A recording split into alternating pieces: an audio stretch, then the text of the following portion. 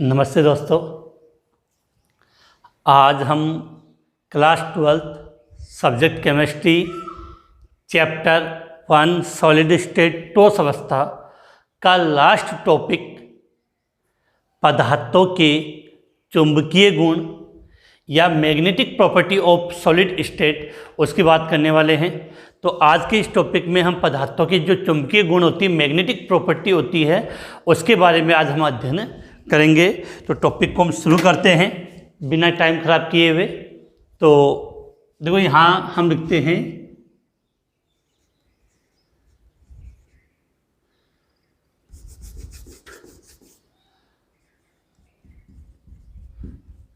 ठोसों के चुंबकीय गुण। क्या लिखा? ठोसों के चुंबकीय गुण, magnetic properties of solids. Solid की बात करें तो ठोसों के चुंबकीय गुण। तो ठोसों के चुंबकीय गुण की बात करें तो यहाँ से आप सबने छोटी क्लासों में चुंबकीय गुणों के बारे में पढ़ा होगा कि नॉर्मली आपके माइंड में होता है कि वे पदार्थ जो चुंबक की ओर आकर ऐसे सोचते हैं उसको चुंबकीय पदार्थ आप बोल सकते हो। यहाँ से इस कंसेप्ट को हम डिटेल से ढंग से पढ़ेंगे। सबसे पहले आपको एक छोटी सी बात बता दूं कि एक इलेक्ट्रॉन होता है, किसी परमाणु में इलेक्ट्रॉन होता है, तो एक इलेक्ट्रॉन, सिंगल एक इलेक्ट्रॉन छोटे चुंबक की भांति व्यवहार करता है। जो ये इलेक्ट्रॉन होता है वो किसकी तरह व्यवहार करता है? एक छोटे चुंबक की भांति व्यवहार करता है। और जो चुंबक होता है, किसी भी पदार्थ के जो चुंबकीय गुणों का जो मापन करते हैं, किसी भी पदार्थ के चुंबकीय गुणों का मापन किया जाता है, उसको हम चुंबकीय आघूर्ण के द्वारा रिप्रेजेंट करते हैं कि उसमें कितने चुंबकीय गुण हैं। तो सिंपल से लैंग्वेज में समझ सकते हैं कि एक इलेक्ट्रॉन छोटे चुंबक की भांति व्यवहार करता है और किसी पदार्थ के चुंबकीय गुणों को चुंबकीय आघूर्ण के रूप में व्यक्त किया जाता है। और इलेक्ट्रॉन में चुंबकीय आघूर्ण, इलेक्ट्रॉन के अंदर चुंबकीय आघूर्ण दो प्रकार की गतियों पर निर्भर करता है। इलेक्ट्रॉन के अंदर चुंबकीय आघूर्ण कितने प्रकार की गतियों में? दो प्रकार की गतियों पर निर्भर करता है। इसमें पहली गति हम लिखते हैं कक्षीय घूर्णन, कक्षीय घूर्णन, और दूसरा इसमें आता है अक्षीय घूर्णन। जैसे आपने पृथ्वी के लिए सुना कि पृथ्वी क्या करती है? सूर्य के चारों ओर चक्कर लगाती है, तो वो तो हो गई उसकी कक्षीय घूर्णन। दूसरा पृथ्वी सूर्य के चारों चक्कर लगाते हैं, जैसे दिन रात वो ऋतुएं बनती, 365 दिन में चक्कर होता अपना, पृथ्वी सूर्य के चारों चक्कर लगाती है, वो तो कौन सी होगी? अक्षीय घूर्णन। लेकिन पृथ्वी जब अपने ही अक्ष पर भी ऐसे घूमती है जिसके कारण दिन और रात बनते हैं, उसको बोलते हैं अक्षीय घूर्णन। तो इसी प्रकार से इलेक्ट्रॉन में भी दो प्रकार की गति होती है, कक्षीय घूर्णन और अक्षीय घूर्णन। इसी के कारण इलेक्ट्रॉन होता है वो चुंबक की भांति व्यवहार करता है। किसी भी पदार्थ के चुंबकीय आघूर्ण को हम ज्ञात करते हैं, उसकी इकाई होती है बोर मैग्नेटोन। बोर मैग्नेटोन मतलब पदार्थ का जो चुंबकीय आघूर्ण को आप किस इकाई के रूप में रिप्रेजेंट करते हो, तो आप कह सकते हो बोर मैग्नेटोन के रूप में प्रदर्शित करते हैं, और इसको म्यू बी के द्वारा रिप्रेजेंट किया जाता है। तो इतनी नॉर्मली बातें हैं, हम इसको लिख लेंगे। फिर हम बात करेंगे कि ठोसों के जो चुंबकीय गुण होते हैं वो पदार्थों के हिसाब से देखे जाए तो इसको हमने 5 कैटेगरी में डिवाइड किया है। कितने कैटेगरी में? 5 कैटेगरी में डिवाइड किया है, जिसमें आपका पहला आता है प्रति चुंबकीय पदार्थ, डायमैग्नेटिक सब्सटेंस। दूसरा आता है आपका अनुचुंबकीय पदार्थ, पैरामैग्नेटिक सब्सटेंस। तीसरा आता है आपका लो चुंबकीय पदार्थ, फेरोमैग्नेटिक सब्सटेंस। नंबर 4 पे आता है लघु लोह चुंबकीय पदार्थ, फेरी मैग्नेटिक सब्सटेंस। और लास्ट व आपका नंबर 5 पे आता है आपका प्रति लो चुंबकीय पदार्थ। प्रति लो चुंबकीय पदार्थ एंटी फेरोमैग्नेटिक सब्सटेंस कहते हैं। तो ये ठोसों को चुंबकीय गुणों के आधार पर 5 हिस्सों में डिवाइड किया। अब इन 5 हिस्सों में सबसे अच्छा क्वेश्चन इनके एग्जाम्पल का आता है। तो जब हम ये टॉपिक डिटेल से पढ़ें तब आपको ये एकदम इनके एग्जाम्पल अपने को अच्छी तरीके से याद होनी चाहिए। तो ये तो केवल मैंने एक थोड़ा सा एक इंट्रोडक्शन इनके बारे में दिया है। अब हम स्टार्ट करते हैं, एक लाइन यहाँ साथ में लिखते जाएंगे। तो यहाँ तो कोई इतनी विशेष बात है नहीं, इन सब के बारे में हम डिटेल से बात करने वाले हैं।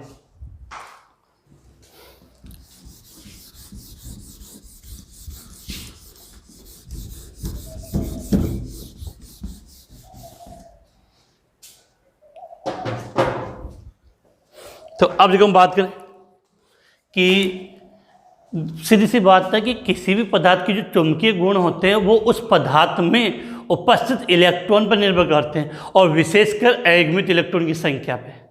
जितने ज़्यादा अयुग्मित इलेक्ट्रॉन होंगे वो पदार्थ उतना अधिक अनुचुंबकीय, उसमें उतने अधिक चुंबकीय गुण होते हैं। तो सीधी सी बात है, पदार्थ के चुंबकीय गुण किस पर निर्भर करते हैं? अयुग्मित इलेक्ट्रॉन की संख्या पर। इस कारण से हमें यहाँ इलेक्ट्रॉन के बारे में थोड़ा सा डिटेल से पढ़ना पड़ रहा है। तो सबसे पहले हम यहाँ पे लिख लें कि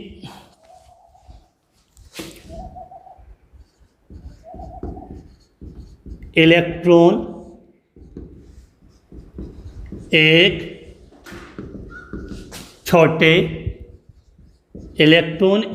छोटे चुंबक की भांति व्यवहार करता है। क्या लिखा है? इलेक्ट्रॉन एक छोटे चुंबक की भांति व्यवहार करता है। इलेक्ट्रॉन का चुंबकीय आघूर्ण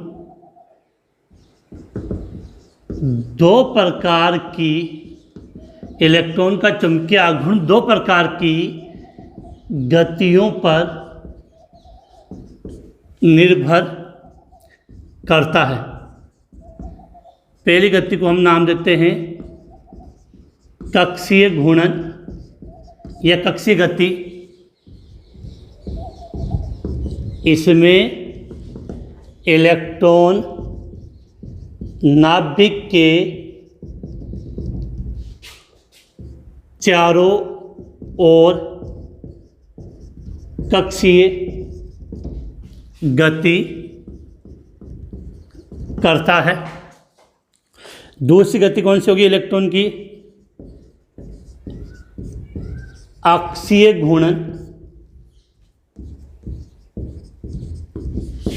इसमें इलेक्ट्रॉन अपने अक्ष पर घूर्णन करता है। अगर किसी को नहीं समझ में आए तो आप ऐसे समझो कि ये पेन है, वो इस प्रकार से चारों मेरे चक्कर लगा रहा है, ये तो गई कक्षीय गति। लेकिन जब चक्कर लगाते समय ये भी अपने अक्ष पर घूमता है, ऐसे वो होता है अक्षीय घूर्णन और कक्षीय घूर्णन। तो बात क्लियर होनी चाहिए कि इलेक्ट्रॉन जो टॉर्सो के जो किसी भी पदार्थ के जो चुंबकीय गुण होते हैं वो इन दोनों गतियों पर निर्भर करते हैं, कक्षीय घूर्णन और अक्षीय घूर्णन पर निर्भर करते हैं। फिर यहाँ से एक बात और लिख देते हैं हम कि चुंबकीय आघूर्ण की इकाई बोर मैग्नेटॉन होती है। चुंबकीय आघूर्ण की इकाई बोर मैग्नेटॉन म्यू बी होती है। चुंबकीय आघूर्ण की इकाई क्या होती है? चुंबकीय आघूर्ण की इकाई बोर मैग्नेटॉन म्यू बी होती है। अब इससे आपको यहाँ से एक चीज़ और समझनी है कि इसके मान की बात करें,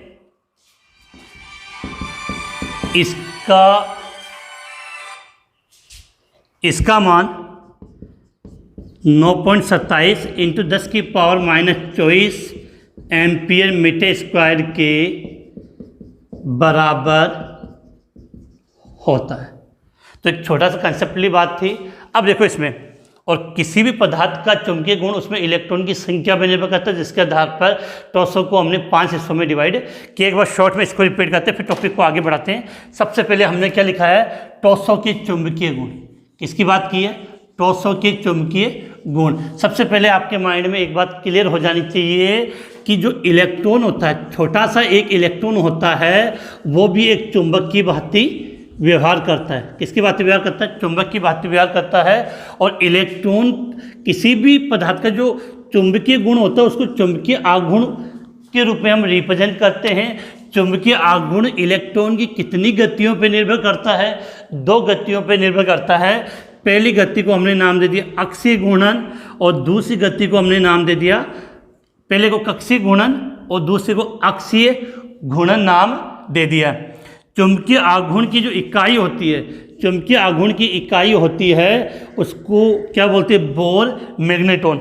चुंबकीय आघूर्ण की इकाई को हम किसके द्वारा रिप्रेजेंट करते हैं? बोर मैग्नेटॉन, म्यू बी के द्वारा इसको लिखा जाता है, जिसका मान 9.27 × 10⁻⁻² एम्पियर मीटर स्क्वायर के बराबर होता है। एक सिंपल सी बात थी। अब यहाँ से हम बात करते हैं टॉर्सो के चुंबकीय गुणों को कितने हिस्सों में डिवाइड किया है। तो पहले आप इसका स्क्रीनशॉट ले लें और उसके बाद हम आगे बात करते हैं। उम्मीद है कि यहाँ तक की चीज़ तो बिल्कुल कुछ भी नहीं है।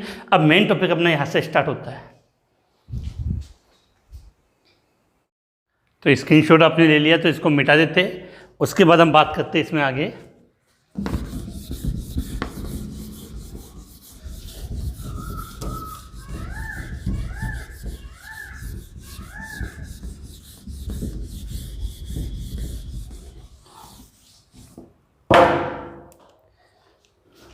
आगे बात करें इसके लिए तो देखो कि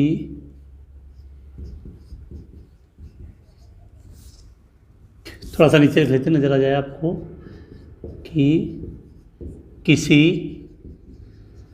पदार्थ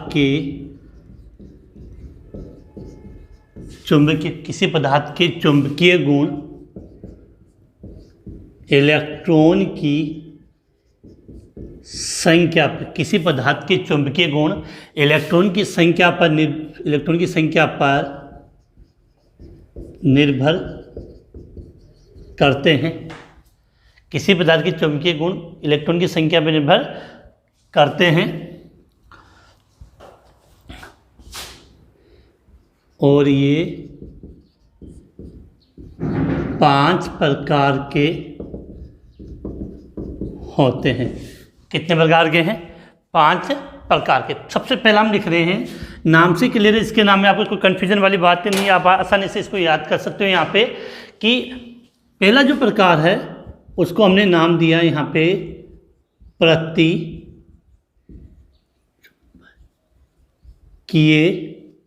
पदार्थ। प्रतिचुंबकीय पदार्थ इसको बोलते हैं डाईमैग्नेटिक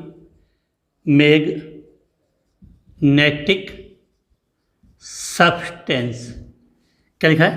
प्रतिचुंबकीय पदार्थ या डाईमैग्नेटिक सब्सटेंस। सीधी सी बात है कि वे पदार्थ जिनको बाह्य चुंबकीय क्षेत्र में रखने पर दुर्बल बल से प्रतिकर्षित होते हैं उन्हें प्रतिचुंबकीय पदार्थ कहते हैं। और सबसे विशेष बात कि इनमें सभी के सभी इलेक्ट्रॉन युग्मित इलेक्ट्रॉन होते हैं, अर्थात इनमें अयुग्मित इलेक्ट्रॉन अनुपस्थित होते हैं, जिसके कारण इनका चुंबकीय आघूर्ण का मान 0 होता है। एग्जाम्पल लिखना चाहिए, जैसे H2 हो गया आपका, NaCl हो गया, Zn2+ है, Na+, ये सब इसके एग्जाम्पल होते हैं। तो इसको लैंग्वेज के रूप में हम लिख देते, कोई विशेष बात है नहीं है। तो इसको हम लिखना चाहें तो सिंपल से लैंग्वेज में लिख सकते हैं कि वे पदार्थ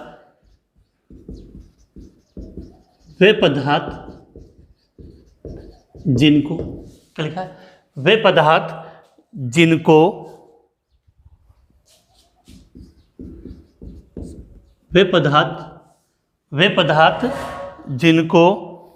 बाह्य चुंबकीय क्षेत्र में रखने पर, वे पदार्थ जिनको बाह्य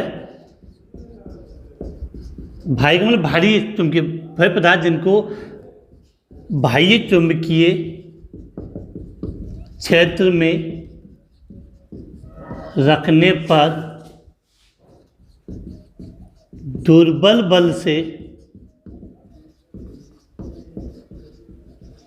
प्रतिकर्षित होते हैं। वे पदार्थ जो बाह्य चुंबकीय क्षेत्र में रखने पर दुर्बल बल से प्रतिकर्षित होते हैं उन्हें प्रतिचुंबकीय पदार्थ या डाईमैग्नेटिक सब्सटेंस कहते हैं। उन्हें प्रतिचुंबकीय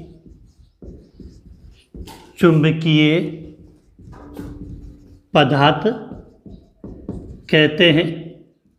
इनको क्या कहते हैं? इन्हें प्रतिचुंबकीय पदार्थ कहते हैं। और इनमें सभी इलेक्ट्रॉन, इनमें एक भी अयुग्मित इलेक्ट्रॉन उपस्थित नहीं होता है। तो यहाँ लिख सकते हैं कि इनमें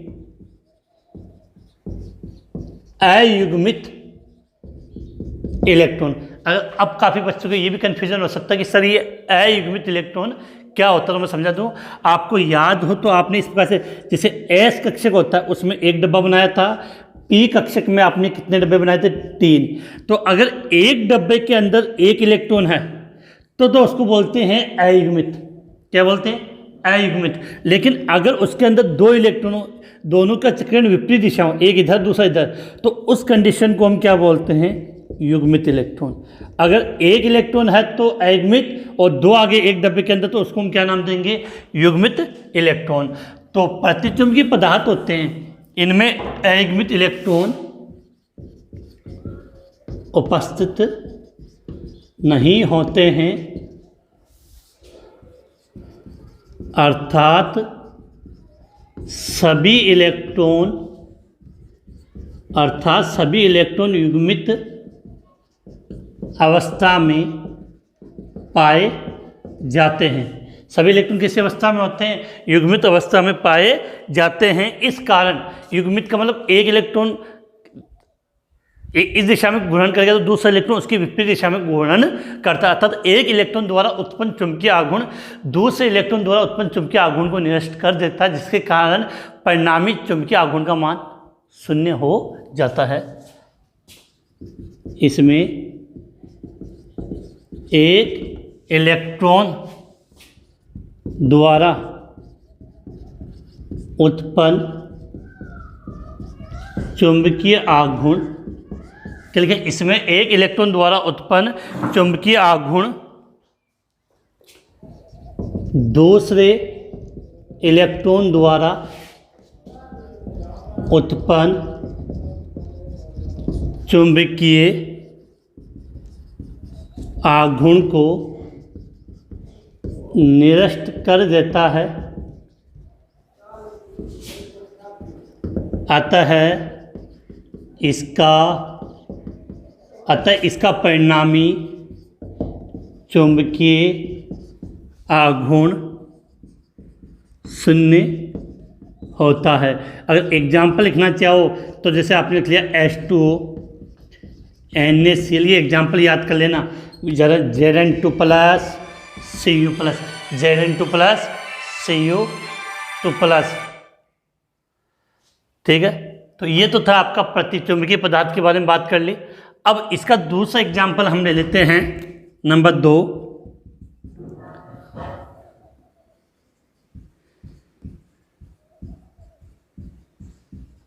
अनुचुंबकीय पदार्थ, इंग्लिश में बोलते हैं इसको पैरा मैग्नेटिक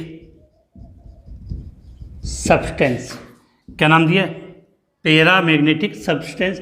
बड़ा सीधी सी बात याद करनी है कि वे पदार्थ जिनको बाह्य चुंबकीय क्षेत्र में रखने पर वो दुर्बल बल से आकर्षित होते हैं, अनुचुंबकीय पदार्थ कहलाते हैं। और इनमें अयुग्मित इलेक्ट्रॉन उपस्थित होते हैं। हाँ, कम मात्रा में होते हैं, ज़्यादा प्रबल नहीं होते हैं, ये हम कह सकते हैं। तो इसके लिए हम 1-2 लाइन लिख सकते हैं कि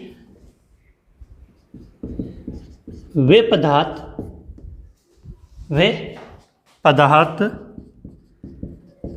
जिनको बाह्य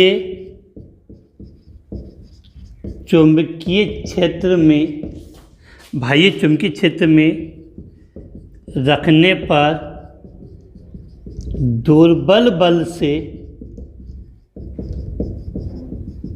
आकर्षित होते हैं।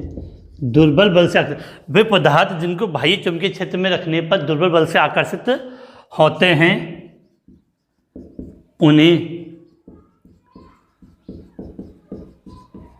अनुचुंबकीय पदार्थ कहते हैं। इनमें अयुग्मित इलेक्ट्रॉन उपस्थित होते हैं। क्या होते हैं इनमें? इनमें अयुग्मित इलेक्ट्रॉन उपस्थित होते हैं। एक विशेष बात आप यहाँ पर ये सुन लेना कि इन्हें चुंबकीय क्षेत्र में रखने पर, इन्हें चुंबकीय क्षेत्र में रखने पर ये चुंबकीय गुण दर्शाते हैं। इन्हें चुंबकीय क्षेत्र में रखने पर चुंबकीय गुण दर्शाते हैं, लेकिन जैसे ही आप चुंबकीय क्षेत्र हटा लोगे, इनका चुंबकीय आघूर्ण का मान है क्या हो जाएगा, शून्य हो जाएगा। लेकिन चुंबकीय क्षेत्र हटाने पर लेकिन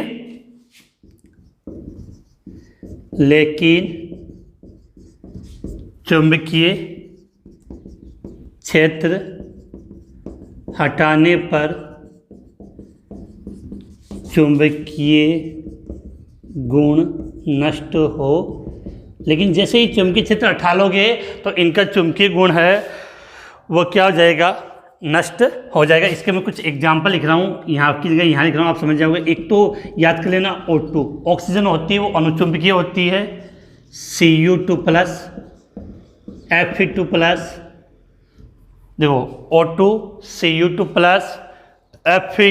Fe3+ हो जाएगा बेटा, Fe3+, Cr3+, काफ़ी एग्जाम्पल जितना लिखना चाहो ये। इनमें से विशेष बात है कि इनमें क्या उपस्थित होता है, एकमित इलेक्ट्रॉन। तो पदार्थ को चुंबकीय गुणों के आधार पर हमने 5 हिस्सों में डिवाइड किया है। कितने हिस्सों में डिवाइड किया है, 5 में,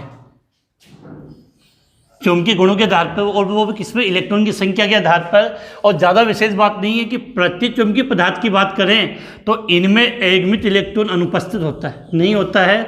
और इनको चुंबकीय क्षेत्र में जब आपने रखा तो ये दुर्बल बल से प्रतिकर्षित हुए। सबसे विशेष बात एक ही है कि इनके एग्जाम्पल आपको उंगलियों पर याद होने चाहिए। प्रतिचुंबकीय पदार्थ की बात करें तो H2O, NaCl, Zn2+, Cu+, ये तो किसके एग्जाम्पल हो गए, प्रति चुंबकीय पदार्थ की। अगर अनुचुंबकीय पदार्थ की बात करें तो इनमें विशेष बात है कि ये बाह्य चुंबकीय क्षेत्र में रखने पर दुर्बल बल से आकर्षित होंगे। इनमें क्या होता है, एकमित इलेक्ट्रॉन उपस्थित होता है। जब तक चुंबकीय क्षेत्र लगा होता है तब तक चुंबक की भांति व्यवहार करेंगे और हटाने पर चुंबकीय गुण नष्ट हो जाते हैं। इसके एग्जाम्पल क्या है, O2, Cr2+, Fe3+, Cr3+। ये रट लेना बड़ा अच्छी तरीके से, इनको याद कर लेना। एग्जाम में इस प्रकार के क्वेश्चन आ जाते हैं सीधे एग्जाम्पल के, कोई विशेष बात नहीं है। जल्दी से आप इसका स्क्रीनशॉट ले लें और उसके बाद हम टॉपिक को आगे बढ़ाते हैं।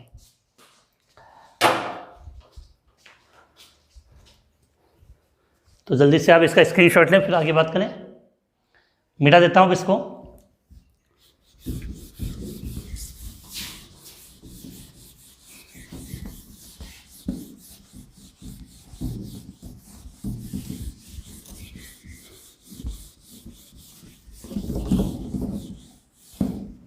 अब देखो बेटा, बात करें हम इसके तीसरे एग्जाम्पल की।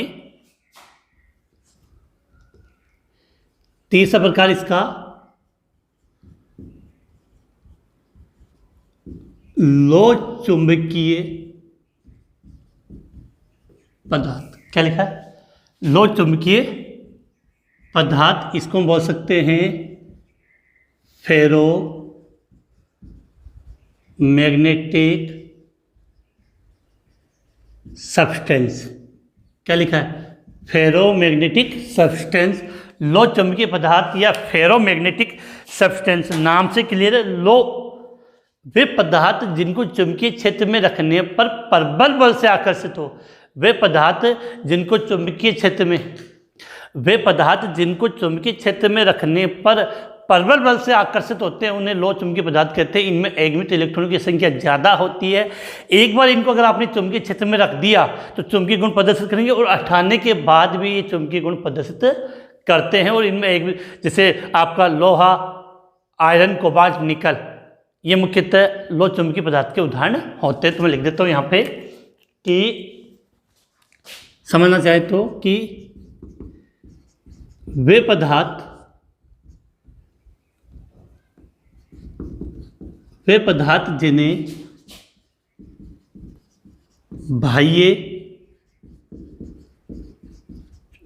जिन्हें बाह्य चुंबकीय क्षेत्र में रखने पर प्रबल बल से वह पदार्थ जिन्हें बाह्य चुंबकीय क्षेत्र में रखने पर प्रबल बल से आकर्षित होते हैं उन्हें लो चुंबकीय पदार्थ कहते हैं। इनमें अयुग्मित इलेक्ट्रॉन की संख्या अधिक होती है। क्योंकि मैंने कहा कि चुंबकीय गुण अयुग्मित इलेक्ट्रॉन की संख्या पर निर्भर करता है, तो अगर अयुग्मित इलेक्ट्रॉन की संख्या ज़्यादा होगी तो चुंबकीय गुण भी क्या होंगे, ज़्यादा होंगे। तो इनमें अयुग्मित इलेक्ट्रॉन की संख्या अधिक होती है तथा सभी अयुग्मित इलेक्ट्रॉन के चक्रण की दिशा एक ही होती है, विपरीत दिशा में नहीं होती जिससे कम हो जाएं। और सबसे विशेष बात कि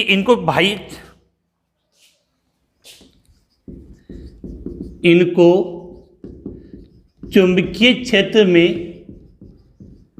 रखने पर क्या करें, इनको चुंबकीय क्षेत्र में रखने पर स्थायी चुंबक की बातें व्यवहार करेंगे। इनको चुंबकीय क्षेत्र में रखने पर स्थायी चुंबक तथा चुंबकीय क्षेत्र हटाने, क्या लिखा है, चुंबकीय क्षेत्र हटाने पर भी स्थायी चुंबक की भांति व्यवहार करते हैं। मतलब इनको चुंबकीय क्षेत्र में रखा तो चुंबक की भांति व्यवहार करने, लेकिन हटा फिर तो भी चुंबक की भांति व्यवहार करेंगे। और इनका एग्जाम्पल काफ़ी ज़्यादा इम्पोर्टेंट होता है, वो आप याद कर लेना।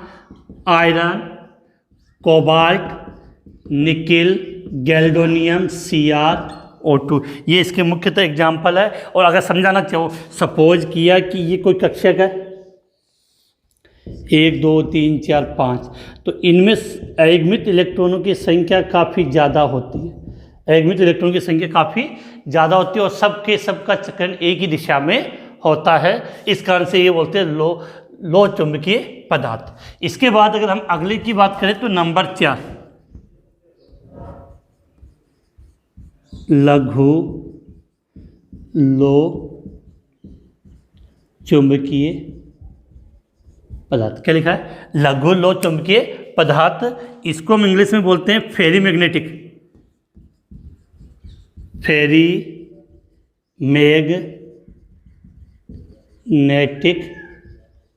सब्सटेंस। क्या नाम दिया है, लघु लो चुंबकीय को आपने क्या नाम दिया है इंग्लिश में, फेरी मैग्नेटिक सब्सटेंस।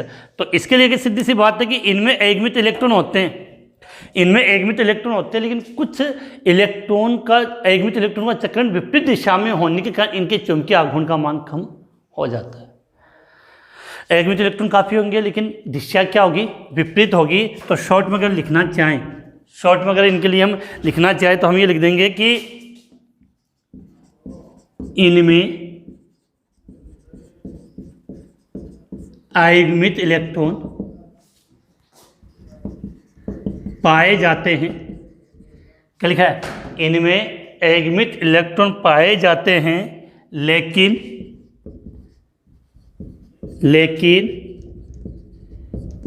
कुछ इलेक्ट्रॉन का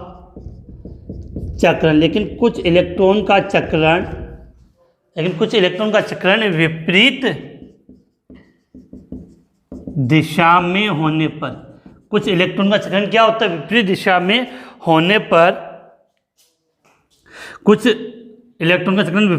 होने पर, इनका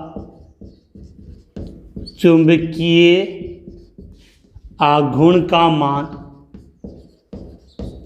कम हो जाता है। और चुंबकीय आघूर्ण का मान कम हो जाएगा तो चुंबकीय गुणों में भी क्या आ जाएगी, कमी हो जाती है। इनमें अयुग्मित इलेक्ट्रॉन पाए जाते हैं लेकिन कुछ इलेक्ट्रॉन का चक्रण विपरीत दिशा में होने पर इनका चुंबकीय आघूर्ण का मान कम हो जाता है। अतः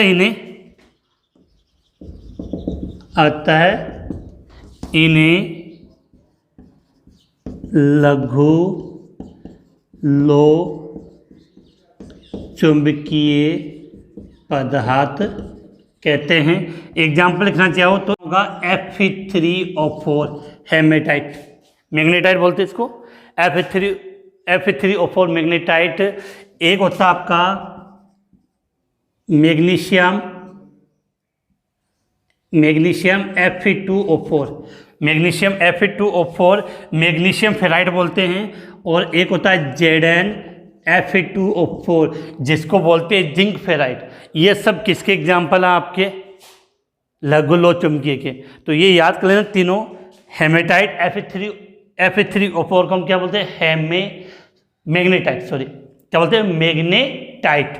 और ये दोनों फेराइट है, मैग्नीशियम फेराइट और जिंक फेराइट। किसके एग्जाम्पल है? लघु लो चुंबकीय। और ये काफ़ी बार पूछा गया है, लघु लो चुंबकीय के उदाहरण दीजिए, तो आप इसको अच्छे तरीके से याद कर सकते हो। और एक सिंपल सा डायग्राम और बना देते हैं जिससे आपके ये और एक्सप्लेन हो जाए कि सपोज किया कि इस यहाँ पर 5 एकमित इलेक्ट्रॉन है, तो एक की दिशा ऊपर, दूसरे की विपरीत, इस प्रकार से होती है।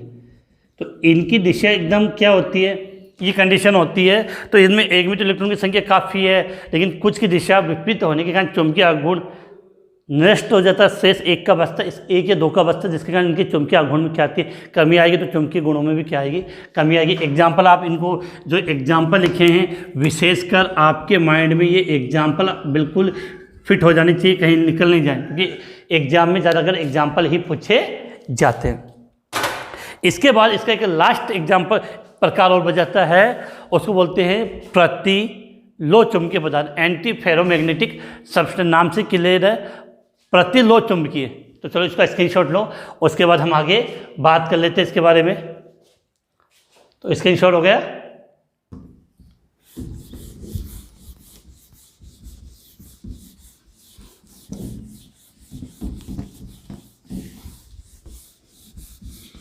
अब देखो, स्क्रीनशॉट की बात के बाद इसका 5वां प्रकार ले लेते हैं हम। 5वें प्रकार में आएगा प्रतिलो चुंबकीय।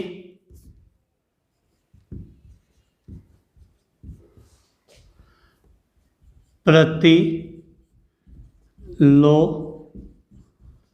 चुंबकीय पदार्थ एंटी फेरो मैग्नेटिक सब्सटेंस। प्रतिलो चुंबकीय पदार्थ एंटी फेरोमैग्नेटिक सब्सटेंस। तो इसमें तो क्या होता है कि इसमें भी एकमित इलेक्ट्रॉन होते हैं, लेकिन सीधी बात है कि इसमें आधे इलेक्ट्रॉन का चक्रण समांतर होता है और आधे इलेक्ट्रॉन का चक्रण प्रति समांतर होता है। इससे कुल चुंबकीय आघूर्ण का मान 0 हो जाता है। देखो लिख देते हैं यहाँ पे कि प्रतिलोम चुंबकीय पदार्थ के लिए अगर आप लिखना चाहो तो इसके लिए सिंपल है कि इनमें अयस्मित इलेक्ट्रॉन, क्या लिखा है? प्रतिलोम चुंबकीय पदार्थ के लिए लिख रहे हैं कि इनमें अयस्मित इलेक्ट्रॉन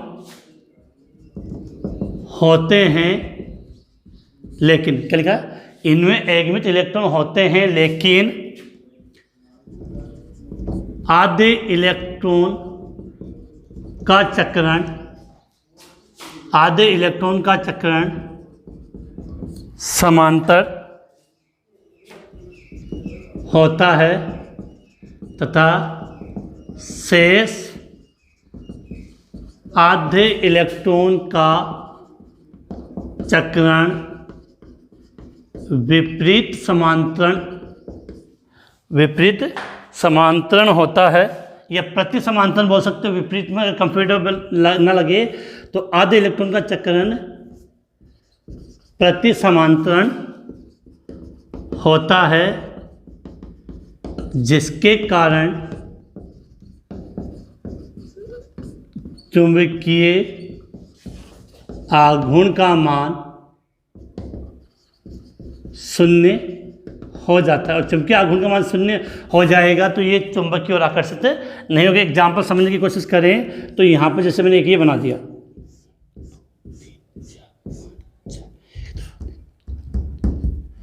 तो ये आपका देखो यहाँ पे हो गया। अब इनमें एक इलेक्ट्रॉन का चक्रण समांतर तो दूसरा उसके विपरीत दिशा में होगा। तो इस प्रकार से जो कुल चुंबकीय आघूर्ण का मान होता है वो क्या हो जाता है, शून्य हो जाता है। अगर आप इसका एग्जाम्पल लिखना चाहो तो मैग्नीज ऑक्साइड MnO2, ये इसके एग्जाम्पल विशेषकर है जो आप अच्छे तरीके से इसको याद कर सकते हो। तो बात कर रहे हैं, एक तो लिख दिया मैंने MnO, दूसरा एग्जाम्पल MnO2। तो प्रतिलोह चुंबकीय पदार्थ एंटी फेरोमैग्नेटिक। ध्यान रखना कि बहुत बार इनके जो अंग्रेजी शब्द है वो आ जाते हैं, जैसे सीधा क्वेश्चन आ गया फेरोमैग्नेटिक पदार्थ बताइए, फेरो हिंदी में लिखा मिलेगा फेरो, तो बच्चे कंफ्यूज हो जाते हैं। इसलिए मैंने यहाँ पे हिंदी और इंग्लिश दोनों शब्द लिखे और दोनों आपको अच्छी तरीके से याद होने चाहिए। पहले आप इसका स्क्रीनशॉट ले लें, उसके बाद हम आगे बात करते हैं।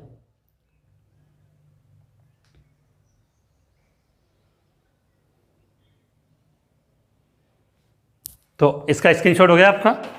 अब देखो, इस स्क्रीनशॉट को मिटाने के बाद अब मैं आपको कुछ बता रहा हूँ। चैप्टर 1 है, चैप्टर 1 की अपने लगभग आज की क्लास सहित 15 क्लास हो चुकी है। उसमें मैंने चैप्टर 1 को आपको फिनिश करवा दिया है। कल की जो अपनी क्लास होगी, कल की जो अपनी क्लास होगी वो काफ़ी इम्पोर्टेंट होगी, क्योंकि चैप्टर नंबर 1 हमने पढ़ लिया। अब हमें इसको याद कैसे करना है, इसके नोट्स आपने कैसे बनाएंगे होंगे, इसके क्वेश्चन आंसर आपको कैसे करने, उसके बारे में हम कल की ऑनलाइन क्लास में बात करेंगे। तो इसलिए कल की जो ऑनलाइन क्लास है वो सबसे ज़्यादा इंपॉर्टेंट है, उसको मिस ना करना। उसके बाद आपका इस चैप्टर का मैं एक ऑनलाइन टेस्ट भी लूँगा, तो ऑनलाइन टेस्ट का शेड्यूल क्या होगा, कैसे होगा, उस सब की जानकारी कल की ऑनलाइन क्लास में आपको मिल जाएगी। तो आज की ये ऑनलाइन क्लास यहीं समाप्त करता हूँ। जय हिंद, जय भारत।